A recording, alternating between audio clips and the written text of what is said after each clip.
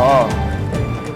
Operating room. Yan. Malusog at matatag na probinsya, ito ang hangad ng pamahalang panlalawigan ng Pangasinan.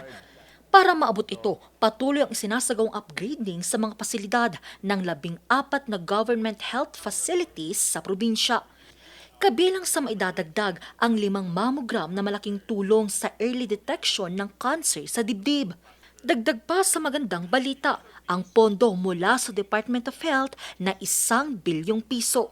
Ilalaan ito sa konstruksyon ng Lingayen District Hospital. So, andyan na po yung plano, may nagawa na yung mga basic works. 389 million pesos naman ang natanggap ng probinsya mula sa Local Government Support Fund mula sa Department of Budget Management. Ilalaan naman ito sa pagsasaayos ng Bulinaw Community Hospital. Minamapa po namin ang buong probinsya, ang mga kalsada, ang mga connectivity. Doon po namin nilolocate ang mga tinatayo po naming mga bagong ospital. Puspusan pa ang ginagawang kampanya ng pamahalang panlalawigan ng Pangasinan para matiyak ang malusog na Pangasinan.